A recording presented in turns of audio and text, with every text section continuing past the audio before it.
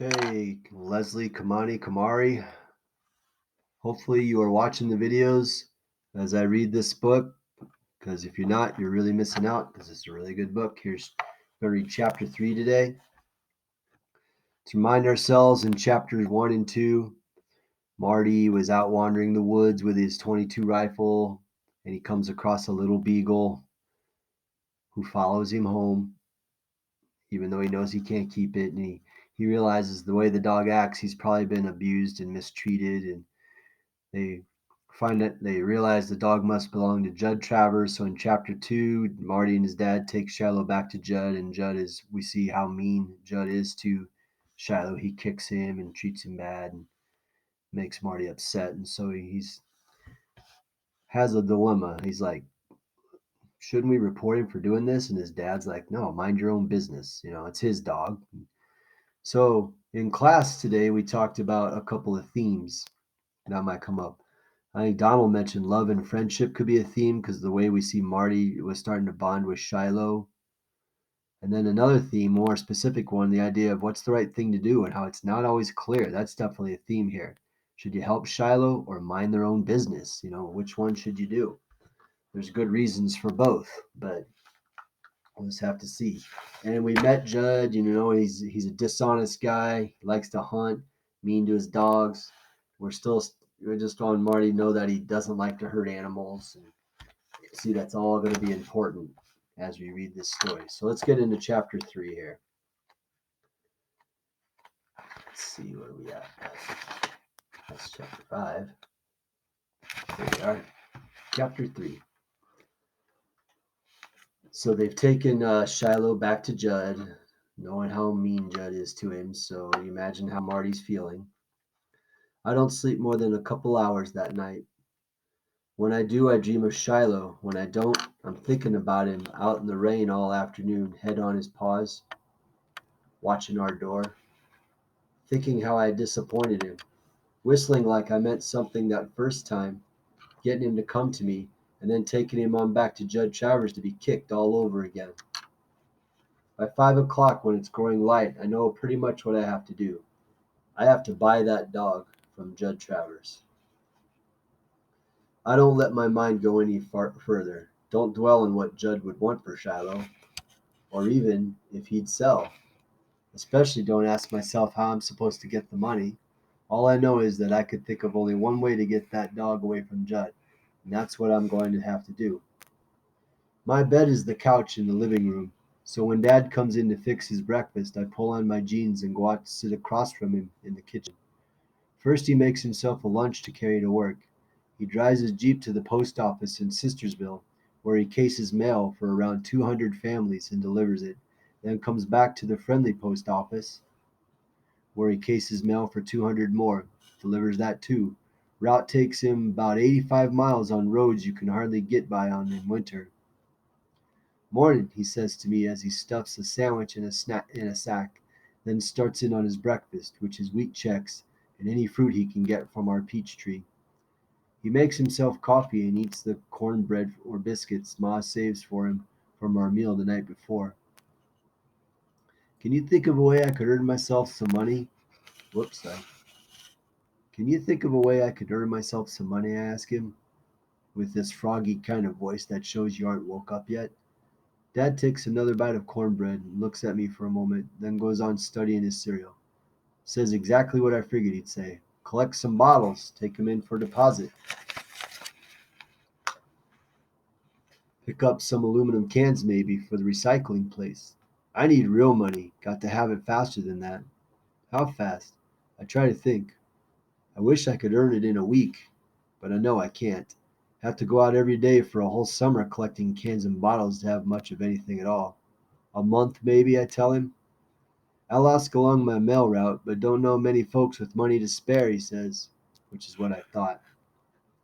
After Dad's gone off, Becky gets up before Ma, and I fix her a bowl of Cheerios, put her sneakers on so she won't stub her toes, and brush the snarls from her hair. I read once in a book about how some kids earn money by babysitting. Boy, if I ever got paid even a nickel for every time I've taken care of Becky, Darlene too, I'd have a lot of dollars. I do a whole bunch of jobs that other kids, other places get paid to do, but it would never occur to me to ask for pay. If I asked Dad, he'd say, "You live in this house, boy," or "You live in this house, boy?" And when I'd say yes, he'd say, "Then you do your share like the rest of us," which is why I never asked. "More Cheerios," says Becky, and all the while I'm making her breakfast. I'm thinking the best route to take to find aluminum cans. By the time Darylyn gets up wearing one of Dad's old t-shirts for her nightgown, I'd figured how I could double my can count. But when Ma gets up a few minutes later, she takes one look at me and guesses what I'm thinking. You got your you got that dog on your mind, she says, lifting the big iron and skillet to the stovetop and laying some bacon in it. Thinking don't cost nothing, I tell her. And she just gives me a little smile and then sets about making my bacon crisp the way I like it. And we don't say any more about Judd's dog. Must walk 5 miles that morning, and all I find is 7 cans and one bottle. When Dad comes home about 4, he hasn't found anybody looking for help either. But he says, "The Sears Fall catalog come in this afternoon, Marty. You got nothing better to do tomorrow. You can ride my route with me and help deliver 'em." I say yes to that. No, I won't get nothing more out of it than a soft drink at the gas station. But I like going around in the Jeep, riding over back roads like Rip and Tuck and Cowhouse Run Road with Dad. Can take a bag with me just in case, pick up any cans or bottles I happen to see. That night, Dad and I sit on the porch. Ma's in the swing behind us, shelling lima beans for next day. And Becky and Darylyn's in the grass catching lightning bugs and putting them in a jar. Dad laughs at the way Becky squeals when she gets a bug in her hand. But seeing those bugs in a jar reminds me of Shiloh all chained up at Judd's, a prisoner as sure as those bugs. Truth is, about everything reminds me of Shiloh. If you once get a dog to look at you the way Shiloh looked at me, you don't forget it. "Got 17," Darylyn shouts. "Aren't they pretty, Ma?" "Almost could turn off the electricity and let 'em light the kitchen," Ma says. "You gonna let 'em go?" I ask. Darylyn shrugs. "They'll die if you keep 'em in a jar," I tell her. There's a Marty not wanting to hurt animals, right? Becky, she comes over and crawls onto my lap. "We'll let 'em go, Marty," she says and kisses me on the neck. A butterfly kiss, she calls it, bats her eyelashes against my skin. Feels like a moth's wings, and she laughs and I laugh. Then far off I hear a dog. Leastwise I think it's a dog. Might could be a fox cub, but I think Shiloh. "You hear that?" I ask Dad. "Just some hound complaining," is all he says. Next morning Dad gives me a nudge when he comes through into the kitchen, and I'm up like a shot. We ride to Sistersville and I haul all those catalogs out to the Jeep while Dad cases mail. Not everybody gets a catalog, of course, but anyone who places an order with Sears during the year gets one, so there's lots to load up. By 9:15 we're on the route. Dad pulls the Jeep up close to the mailboxes and I stuff the mail in and turn up the little red flag on the side, if there is one. Some folks even wait down at the box, and then you feel real bad if you don't have anything for them. Dad knows everybody's name, though, and he always takes time to say a little something. "Morning, Bill," he says to an old man whose face lights up like Christmas when we stop. "How's the wife doing?" "About the same," the man says, "but the catalog's sure going to cheer her," and he sets off for his house, mail tucked under his arm. People even leave something in their boxes once in a while for Dad. Mrs. Ellison always leaves a little loaf of banana bread or a cinnamon roll, and Dad saves it to eat with his lunch. After we finish Sistersville, we do the friendly route, but as the Jeep gets up near Shiloh, my heart starts to pound. I'm thinking of closing my eyes tight in case the dog's around. If I see his eyes looking at me, they'll just drive me crazy. I can hear dogs barking when we're a half mile off from Judd Travers' trailer. Dogs can pick up the sound of a Jeep that quick. I get Judd's mail ready for him. He hasn't got any catalog coming, but he's got 2 other magazines that'll warm his heart. guns and ammo, and shooting times. Why don't he take a magazine about dogs? I'm thinking. Teach him how to be kind. All the dogs is chained when we get to his place, so none's waiting for us at the box. But Judd is. He's got a big old sickle, is cutting weeds along his side of the road. Morning, Dad says as the Jeep pulls up. Judd straightens his back. His shirt's all soaked with sweat, and he wears this brown handkerchief tied around his forehead to keep the sweat from running in his eyes.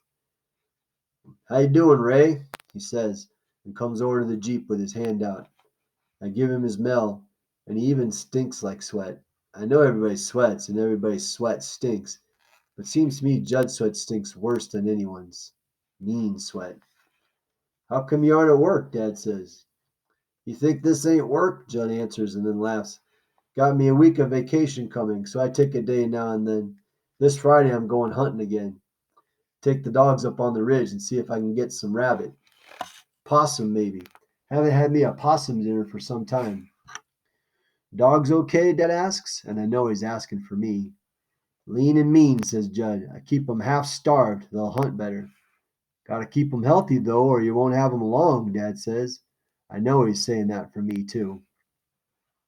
Lose one, I'll buy another, Judd tells him. I can't help myself. I lean out the window where I can see his face real good. Big round face, whiskers on his cheeks and chin where he hasn't shaved his face for 5 days. Tight little eyes looking down on me beneath his bushy brows. That dog that followed me home the other day, I say. He okay?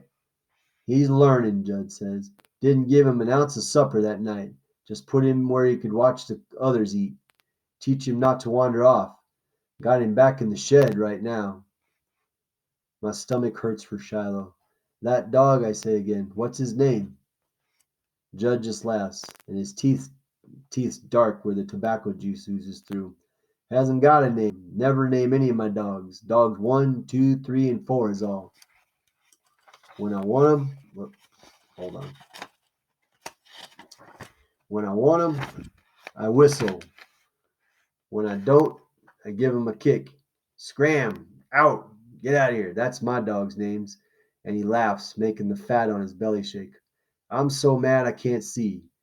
I know I should shut my mouth, but it goes on talking. His name's Shiloh, I say.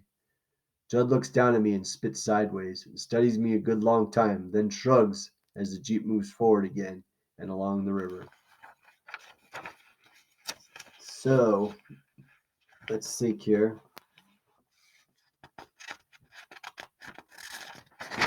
This chapter, chapter 3, let's summarize it.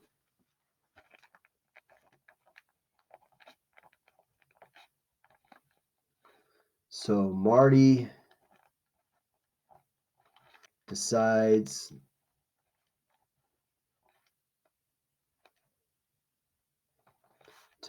that he wants to buy Shiloh.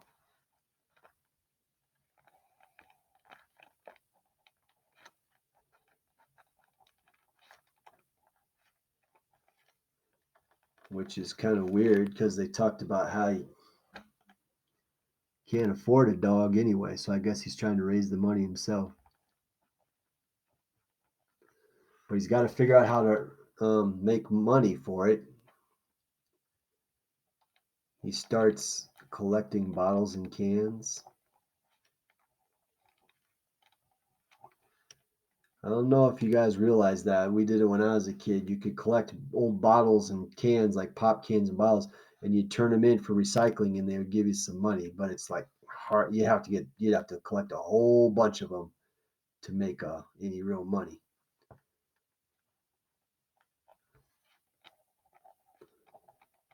We also learned that Marty's dad, Ray, carries the mail. He drives the mail route to what was it, Friendly and Sistersville, right? In Shiloh, the towns around there. So he's a mailman. And we know that he rides along with his dad on the mail route.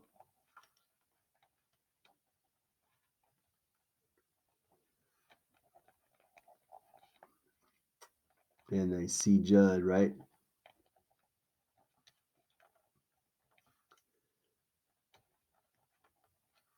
see Judd and ask about Shiloh.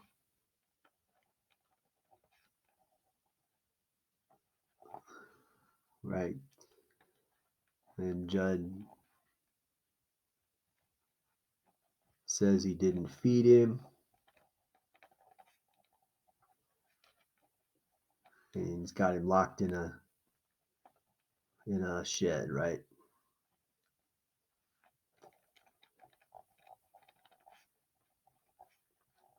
So that gets Marty all angry still, right? So Marty decides that he wants to buy Shiloh. He starts collecting cans and bottles, rides along with his dad on the mail route. They see Judd and ask about Shiloh, and Judd says he didn't feed him and got him locked in a shed. So as punishment for running off, he wouldn't give him any supper that night. Just made him watch the other dogs eat, which is a pretty mean thing to do to a dog, right? Let's see if there's any other character traits we could add to Marty. You know, Marty, remember when Becky gets up in the morning, he makes her breakfast and he combs her hair, puts her shoes on so she doesn't stub her toes. And he talks about how a lot of kids, they make money for babysitting. But, he talks about how, boy, if he ever got paid for all the times he takes care of his sisters, he'd probably make a lot of money. But their attitude at that house is, hey, you live in this house, then you do your part, So it doesn't even think to ask to be paid. So I'm going to put a character trait here. I say he's responsible. He's like a good big brother. He takes care of his sisters. You know, Becky gets up in the morning and he does all that stuff. Mom doesn't have to ask him to do it. He just does it.